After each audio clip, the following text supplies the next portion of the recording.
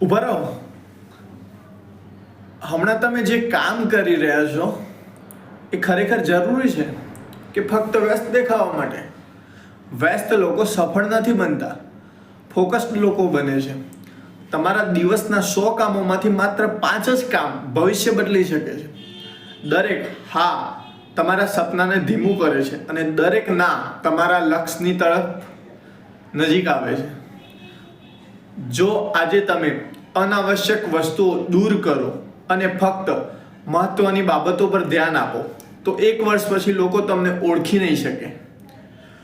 ઓછું કરો, પણ જે કરો એ અસરકારક કરો, કારણ કે જીતે છે એ જ જે બધું નહીં પણ સાચું પસંદ કરે છે.